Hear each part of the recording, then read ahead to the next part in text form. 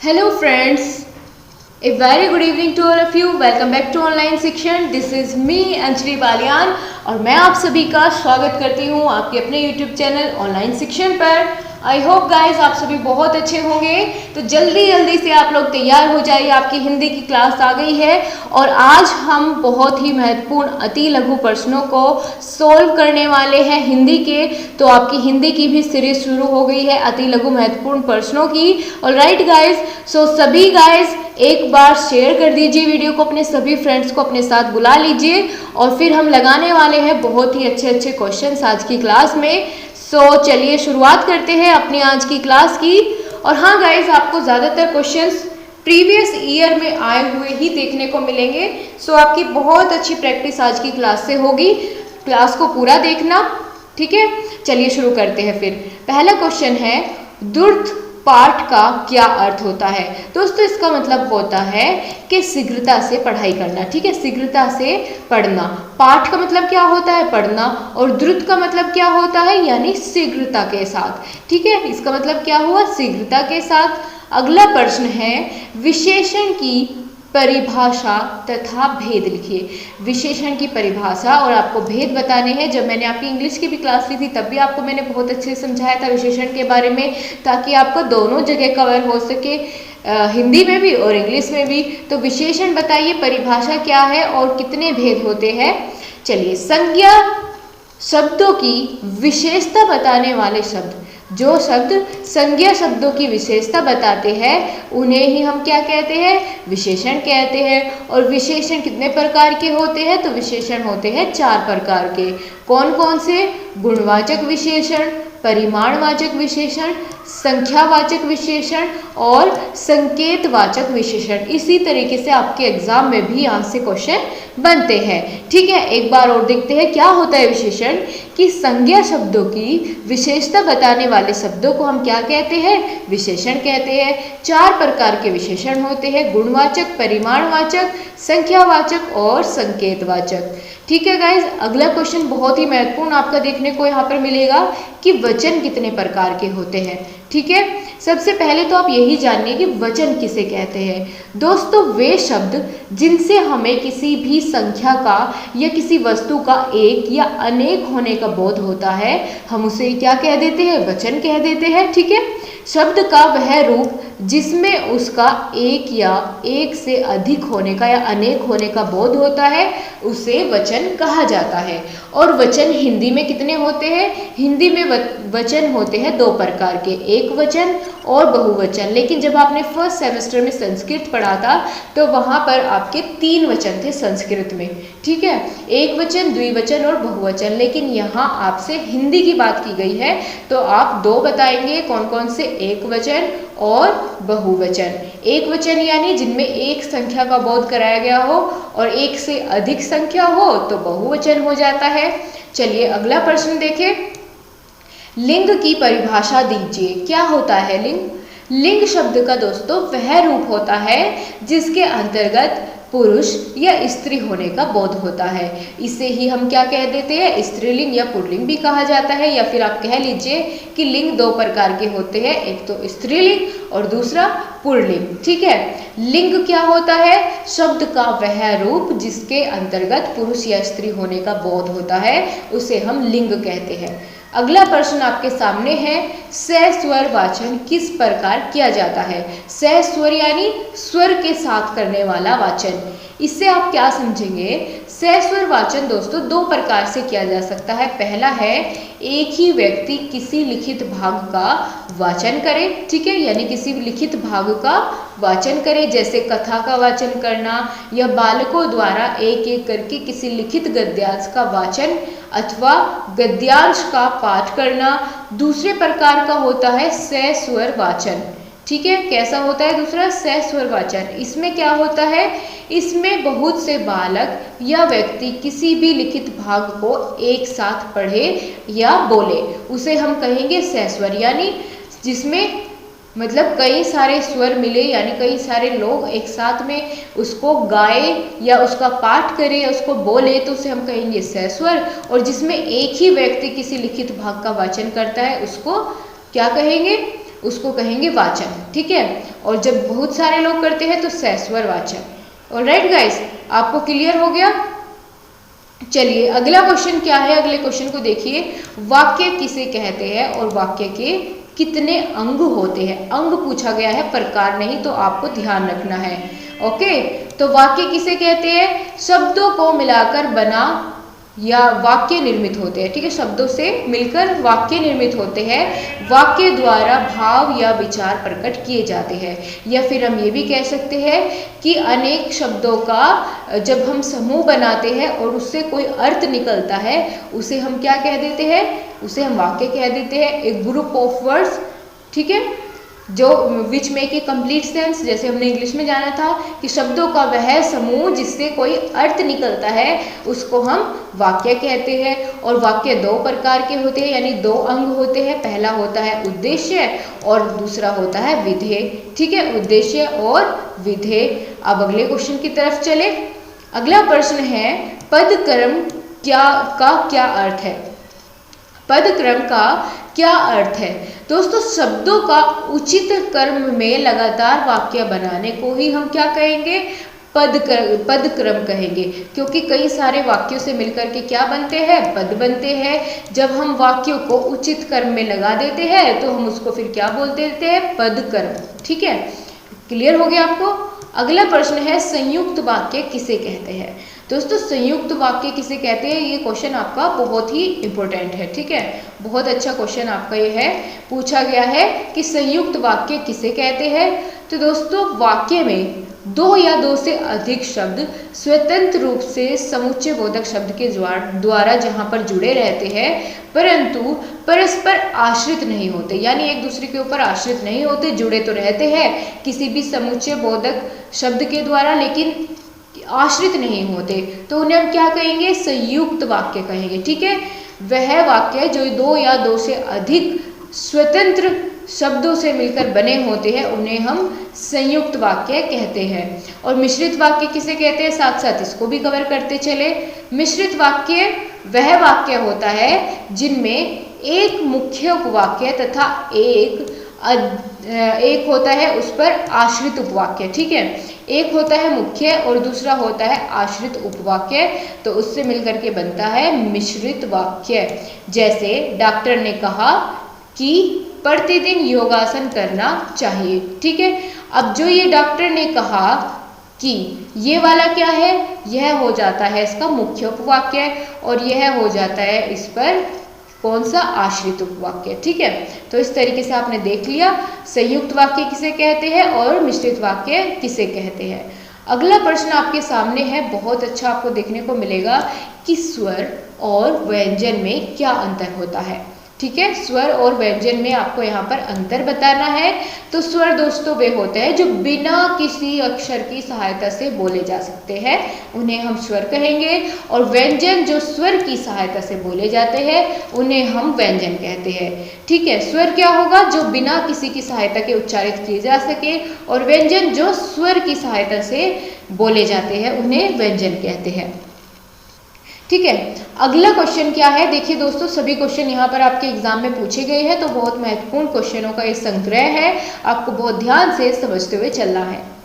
अगला प्रश्न है, अंश और अंश शब्द का क्रमशः अर्थ लिखिए। अंश का क्या मतलब होता है और अंश का क्या मतलब होता है? दोस्तों, जब अंश की बात करें तो उसको हम क्या कहते हैं? भाग, ठीक है। और अंश को क्या बोलते हैं? इसे बोलते हैं कंधा।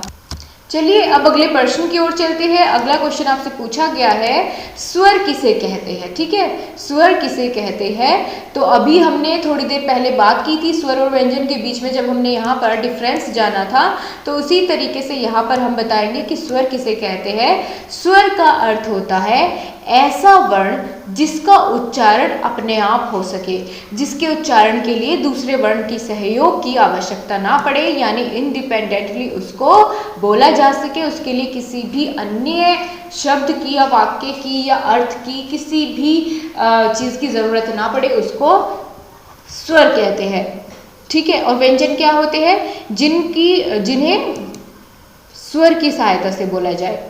अगला प्रश्न है, निम्नलिखित शब्दों के विलोम शब्द लिखिए। आपसे विलोम शब्द बहुत पूछे जाते हैं हिंदी में। तो उत्थान का बताना है, उत्थान का हो जाता है पतन। ठीक है, उत्थान का मतलब क्या हो, विपरीतार्थक क्या हो जाता है, या विलोम शब्द क्या हो जाता है, पतन।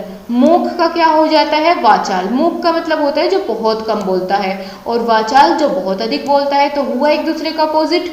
उत्थान क्या होता है, उत्थान होता है किसी चीज का बढ़ावा देना, और पतन उसका सर्वनाश करना। तो इस तरीके से ये एक दूसरे के विलोम शब्द हो जाते हैं।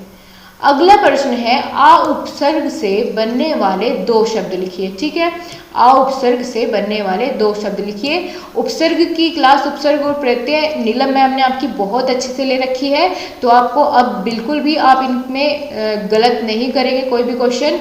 दोस्तों, उपसर्ग वही होते हैं जो किसी भी मूल शब्द के पहले जुड़कर उसके अर्थ में परिवर्तन ला देते हैं, उन्हें हम क्या कहते हैं, उपसर्ग कहते हैं। और प्रत्यय कहाँ लगते हैं, मूल शब्द के अंत में लगते हैं। ठीक है, तो जब हम यहाँ पर आ उपसर्ग से बनाने वाले दो शब्द लिखेंगे तो कौन कौन से लिखेंगे, आजन्म, आगमन, आकाश। ठीक है, इस तरीके से आपने दो तीन शब्द बना दिए हैं जिनमें क्या है, आ उपसर्ग है। देख लीजिए आप खुद ही, आ कहाँ लगा है, सबसे शुरुआत में। ठीक है, उपसर्ग है इसलिए। अब चलिए आगे बात करते हैं। अगला प्रश्न है, जिस शब्द का प्रयोग संज्ञा के स्थान पर किया जाता है उसे क्या कहते हैं, उसे कहते हैं दोस्तों सर्वनाम। ठीक है, कुछ शब्द संज्ञा के स्थान पर बोले जाते हैं या प्रयोग किए जाते हैं, उन्हें हम क्या कह देते हैं, सर्वनाम कह देते हैं। या फिर हम ऐसे भी कह सकते हैं कि संज्ञा के स्थान पर प्रयुक्त होने वाले शब्दों को सर्वनाम कहते हैं। ठीक है, जैसे हम, आप, मैं, तुम, वह, वे, उन्होंने, उसने, इसने, किसने, किसी, को इत्यादि काफ़ी सारे शब्द होते हैं। ठीक है, जहाँ हमें संज्ञा के स्थान पर सर्वनाम यूज़ करना होता है तो हम इस तरह के शब्दों का यूज़ करते हैं। ठीक है, संज्ञा क्या होता है, किसी भी व्यक्ति, वस्तु या स्थान के नाम को हम क्या कहते हैं, संज्ञा कह देते हैं। इसके एग्जाम्पल आप कमेंट बॉक्स में लिखिए। ठीक है, कमेंट बॉक्स में आप बताइए मुझे संज्ञा के 4-5 उदाहरण कोई भी आप कमेंट बॉक्स में लिखिए। सर्वनाम के बारे में आपको बता चुकी हूँ। अब अगले प्रश्न पर चलेंगे, पत्र कितने प्रकार के होते हैं। ठीक है, पत्र कितने प्रकार के होते हैं। दोस्तों, पत्र जो है वो 2 प्रकार के होते हैं। कौन कौन से, 2 वर्गों में विभाजित किया गया है। पहला है औपचारिक और दूसरा है अनौपचारिक, यानी फॉर्मल लेटर और इनफॉर्मल लेटर। गाइज, ये आपसे हिंदी में भी दिए जाते हैं पत्र लिखने के लिए, आपके सिलेबस में है, और इंग्लिश में भी है। अगर आप चाहते हैं इंग्लिश में आपको लेटर राइटिंग में आपको सिखाऊं तो आप ज़रूर बताइएगा। ठीक है, लेटर राइटिंग की क्लास यदि आप लेना चाहते हैं तो ज़रूर बताइएगा। आपका सीधा सीधा क्वेश्चन वहाँ से देखने को आपके पेपर में मिल जाता है। ठीक है, आपको लेकिन कमेंट करके बताना होगा कि आपको क्लास चाहिए या नहीं चाहिए। अगला प्रश्न है, प्रति उपसर्ग से बनने वाले 2 शब्द बताइए। अभी थोड़ी देर पहले मैंने आपको बताया था कि उपसर्ग का मतलब होता है शुरुआत में जुड़ने वाला शब्द। ठीक है, तो हम प्रति को जोड़ करके 2 शब्द बनाएंगे। पहला हो जाता है प्रतिकूल और दूसरा हो जाता है प्रतिछाया। इसी तरीके से हम बना सकते हैं प्रतिदिन। ठीक है, प्रति शुरू में ऐड किया और फिर उसके बाद दिन, प्रतिदिन। ठीक है, तो इसी तरीके से हम काफ़ी सारे शब्दों को बना सकते हैं जितना हो। ओके, तो आप कोई भी वर्ड बना सकते हैं जो भी आपको याद रहे उस समय पर। अगला प्रश्न है, 2016 में पूछा गया है बीटीसी में, कारक शब्द में कौन सा प्रत्यय लगा हुआ है।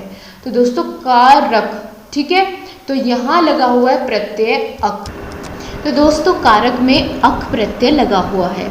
अब हम अगले प्रश्न पर चलेंगे। पूछा क्या गया है यहाँ पर कि ईशा ने पत्र पढ़ा, वाक्य में कौन सा लकार प्रयुक्त हुआ है। ठीक है, ईशा ने पत्र पढ़ा, तो यानी उसने पत्र पढ़ लिया है। ठीक है, पत्र पढ़ा, इस बात को एक बार और दोहराइए कि ईशा ने पत्र पढ़ा। तो इससे हमें क्या पता चल रहा है कि ये काम तो हो चुका है, ईशा ने पत्र पढ़ लिया है काफ़ी पहले। ठीक है, तो लकार पूछे है, लकार कहाँ होते हैं, संस्कृत में, तो आपको बताना है कौन सा लकार है। अब आपने देखा कि यहाँ पर ये काम तो पूर्ण रूप से समाप्त हो चुका है। अब फिलहाल में तो वो पत्र नहीं पढ़ रही है, पहले पढ़ चुकी है। ठीक है, ईशा ने पत्र पढ़ा, तो यानी वो उसने पढ़ लिया है। इसके बाद अगर हम देखें कि लकार कौन सा है तो इसमें होगा लड लकार। लड लकार कौन सा होता है, जिसे हम भूतकाल भी कहते हैं, ठीक है। तो यही होगा इसमें भूतकाल।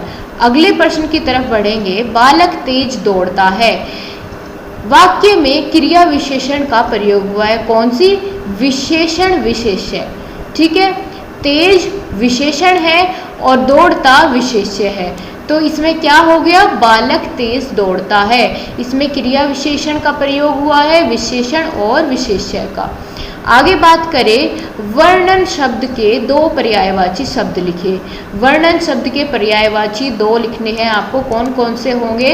तो वर्णन को हम कथन भी कहते हैं, आख्यान भी कहते हैं, व्याख्यान भी कहते हैं, ठीक है। ये दोनों क्या हो जाते हैं? इसके पर्यायवाची शब्द हो जाते हैं। अगला प्रश्न है, सर्वनाम के दो उदाहरण लिखिए। तो उदाहरण तो हम तब लिखेंगे, पहले हम इसकी परिभाषा जान लेते हैं कि संज्ञा शब्दों के स्थान पर प्रयुक्त होने वाले शब्दों को हम सर्वनाम कहते हैं। जैसे हम, आप, मैं, तुम, यह, वह। आपने देखा कि आज की क्लास में 2 बार रिपीट हो चुका है प्रीवियस ईयर में, तो क्वेश्चन बहुत अच्छा है। अब आपको बताना है दोस्तों, उपसर्ग और प्रत्यय भी आपके एग्जाम में काफ़ी पूछे जाते हैं। तो अगला क्वेश्चन देखिए आप, उपसर्ग से फिर से आ गया है कि प्रत्यय उपसर्ग से बनने वाले 2 शब्द लिखिए, ठीक है। तो चलिए बना देते हैं। पहला है प्रचार और दूसरा है प्रसार, ठीक है। और क्या बना सकते थे हम? प्रसाद और क्या बना सकते थे? आप और लिखिए इससे बना करके 1-2 और शब्द, ठीक है। प्रत्यय उपसर्ग से बनने वाले शब्द लिखिए, यानी मूल शब्द में प्रत्यय जोड़ करके आपको बताना है कि कौन कौन से उपसर्ग बनेंगे। आगे बात करें, प्रत्यय किसे कहते हैं? तो प्रत्यय के बारे में तो हमने अभी जाना था कि वे शब्दांश जो किसी शब्द के अंत में लगाए जाते हैं उन्हें हम क्या कहते हैं? प्रत्यय कहते हैं। और उपसर्ग की भांति एक नवीन अर्थ प्रकट करते हैं। जैसे लौकिक में इक जुड़कर लौकिक बन जाता है, ठीक है। लोक में इक जुड़कर लौकिक बन जाता है। मित्र में ता जुड़कर मित्रता बन जाता है, तो नया शब्द मिल जाता है हमको। और प्रत्यय 2 प्रकार के होते हैं, तो कृदंत और तद्धित प्रत्यय, ठीक है। 2 प्रकार के प्रत्यय होते हैं। कौन कौन से आपसे पूछा जा सकता है कि प्रत्यय के कितने प्रकार होते हैं? तो 2 होते हैं, कृत प्रत्यय और तद्धित प्रत्यय। कृत को हम कृदंत भी कहते हैं। अगला प्रश्न है, काल कितने प्रकार के होते हैं? दोस्तों काल 3 प्रकार के होते हैं। कौन कौन से? प्रेजेंट, पास्ट और फ्यूचर। वर्तमान, भूत, भविष्य, ठीक है। वर्तमान, भूत और भविष्य 3 प्रकार के होते हैं काल। अगला प्रश्न है, अनुकरण वाचन किसे कहते हैं? तो शिक्षक के द्वारा जो भी पाठ्यक्रम के शब्दों को सुनाया जाता है और जब बच्चे उनके साथ साथ उसी बात का अनुकरण करते हैं, उसके पीछे पीछे बोलते हैं, तो उसे क्या कहते हैं? अनुकरण वाचन कहते हैं, ठीक है। अनुकरण मतलब उसको रिपीट करना। अगला क्वेश्चन है, क्वेश्चन नंबर 27, मौन वाचन के 2 उद्देश्य लिखिए। मौन मतलब चुप रह करके वाचन करना, मन ही मन पढ़ना। तो दूसरों को किसी भी प्रकार की बाधा पहुंचाए बिना पाठनीय सामग्री का भाव ग्रहण करना ही मौन वाचन होता है।